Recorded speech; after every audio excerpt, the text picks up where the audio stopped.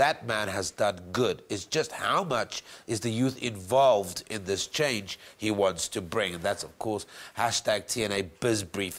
We also had one from Zeb who says at Morning Live SABC, roads in Kroonstad are messed up, and he does not know. The question is, what is he doing about it? Gee, roads are a disaster there. We had Komoto Makojane, who said at Morning Live SABC, why are medical students studying outside the FS ignored when it comes to bursaries? And that's also hashtag TNA BizBrief. And then our final one comes from Lebo, and also at Morning Live SABC says, please ask the Premier and the MEC of Health, what's the latest on insourcing in terms of the catering sector in our hospitals? Peter, those are just some of the questions that we've got for you. Hopefully, the Premier will have some answers for us. Sam, thank you very much indeed. Let's go straight through to you then, Premier. Let's answer those questions as quickly as we can.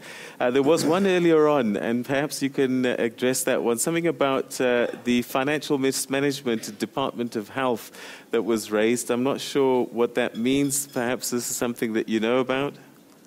No, there isn't any financial mismanagement. I think the issue which was also in the papers was around the utilization of consultants. And in health, the MEC was explaining to the Auditor General that when you talk about consultants in health, you're talking about something different. You're talking about those professors and specialists who are actually supposed to be paid, and they are doing government work, and you can't do without them. So in medical terms, they are not called consultants. It's just that in financial terms, that's what they actually use.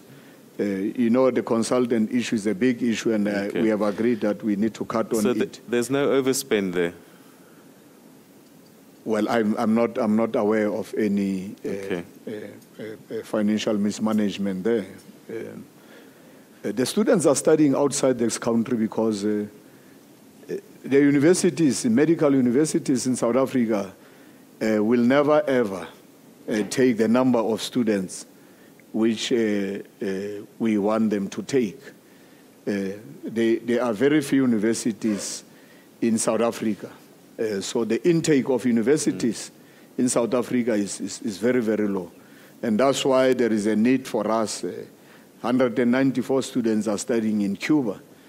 We have taken some of the students outside the borders of the Free State and South Africa because there is no space for them. And I think that's what we are supposed to be doing in investing into the future. Roads in Kroonstad, someone says they're a bit democrat. Well, because I'm the Premier of the Free State, voters, I understand they want me to be all over. They want me to fix roads in Clocolan, fix water in Clocolan when there is a municipality there. But working together with the municipalities, I agree with them. The roads in Kroonstad, where the MEC comes from, will be assisting the municipality. It's not our role. We'll be assisting the municipality. But if MEC Kompela does it, people are going to say, but Kompela is looking at his own town, Kroonstad. But we have decided this financial year, indeed, we are starting to assist the municipality, because that's not our role. But we will work with that sphere because an electorate see us as one government, and I think it's okay. We'll deal with it. We've got the chairperson of SALGA here, and perhaps if we can get the microphone to Councillor Manyoni. Because what I want to ask is, this keeps coming up, this separation between national, provincial, and the municipalities themselves, and that because of these different tiers, we're having sometimes these bottlenecks or these problems in terms of getting things done. How can we, I don't know, get a seamless effort between these three tiers? Thanks. My name is Thabo Manyoni. Yes, I'm the chairperson of SALGA, as indicated. It is not an easy matter when it comes to the three spheres of government. The issue there is the responsiveness in terms of working as one government, because we also have different time frames in terms of budgeting processes and so on. We are looking into that matter with central government. I think we will be able to resolve some of the issues there. Okay, all right. Thank you very much for that insight. There was a question on insourcing within the Department of Health, hospitals, catering. Is the MEC for Health here? Perhaps we can get an answer from MEC for Health? Well, he's not here. Okay. No, I think we have done a lot. Since we came in, cleaning companies, and I think that's the situation in the country. But in this province, 2009 until to date, we have done away with insourcing. In terms of cleaning, all those employees who are working for private cleaning companies are full-time at various departments, including the Department of Health.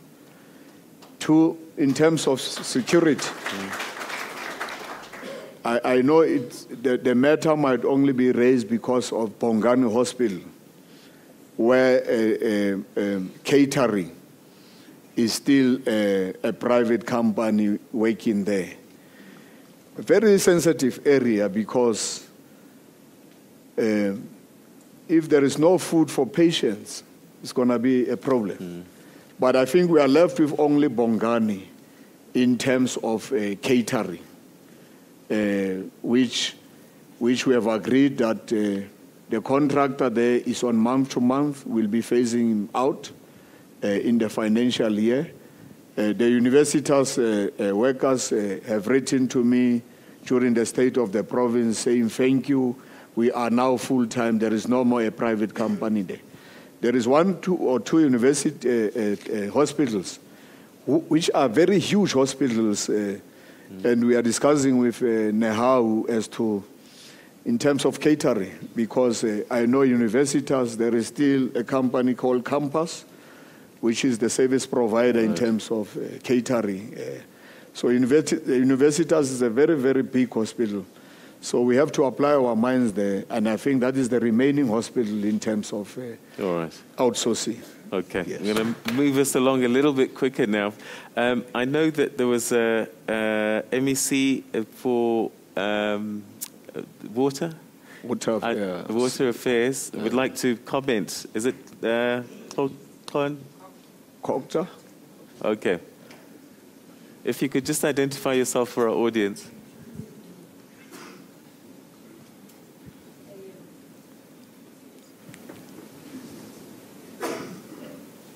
Yeah, speak.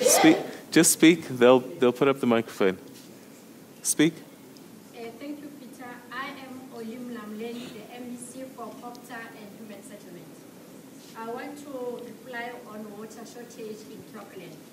2012, we put an amount of 2 million to build a pump station pumping water out of the river, put a pipe out of the river into Clockland, checked the leakages, and opened water, running water out of the taps. And in addition to that, we went further to Marquardt, completed the pump station. The water is running there. Maybe it's the point of maintenance processes. If that is the case, we'll go and assist the municipality and check if these maintenance processes. But as of now, as pumping water out of the river, through the pump station, through the pipe, now that you are aware that most of the time we are relying on natural sources, the rain rained, the rivers are flowing, it might be a maintenance process. I thank you.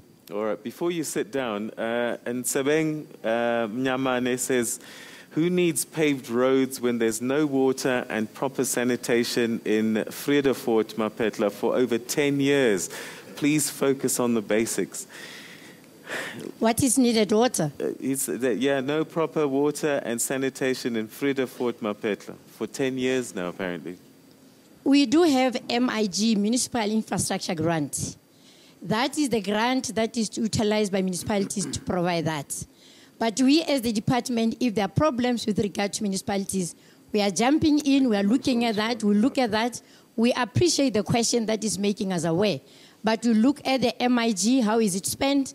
If there are shortages, as the department that is supporting municipalities, will definitely jump in and assist in that regard. Thank you. Okay, thank you very much, MEC. Premier, City Press reported that all MMs and CFOs in the provinces are not educated. I think you sort of... No.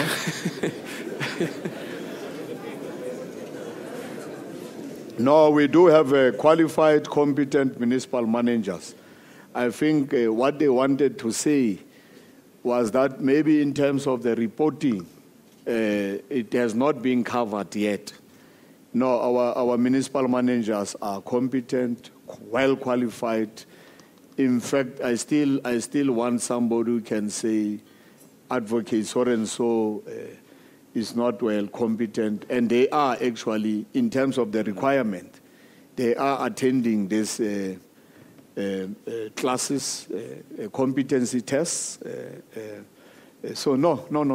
You disagree wholeheartedly. Yeah. Okay, table 20, Kondile Kedama.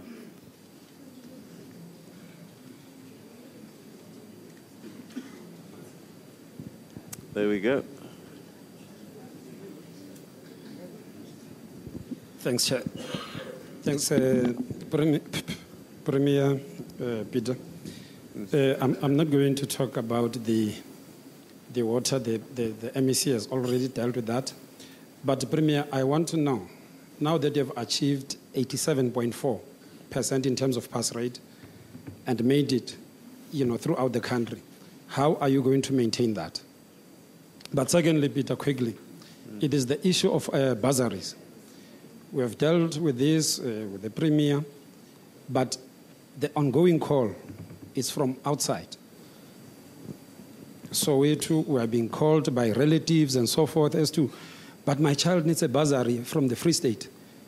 And how are you going to deal with that, Premier? Because it's really a daunting thing, and from time to time, even at the level of the office of the executive mayor, there are those piles of people, and when you look at them, we are finding that they are actually from outside Free State. Now, how are you going to deal with that situation? Because clearly, you have set a serious example, and now it's becoming a national phenomenon. I would like to know how he's going to handle that. Thank you. So you're number one in education. How are you going to maintain the number one position?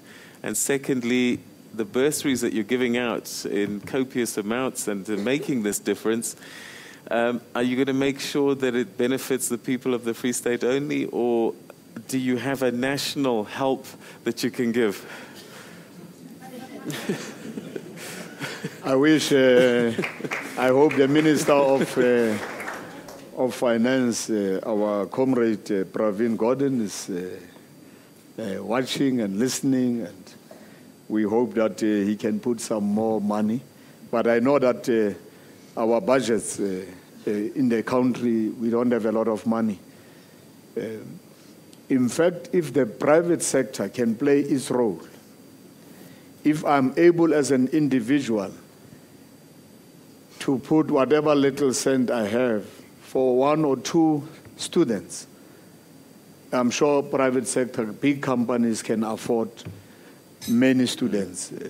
So if I see a lot of business people here and companies, and some of them have definitely given money. Last year only, they have put almost 11 million directly to the universities. If we can have more of these business patriots putting money into the students, I think we can do more. Well, we are South Africans, and any student who's here, whether he comes from Kimberley, last year we funded 64 of them. I'm a South African, so I am not just looking at Free Staters.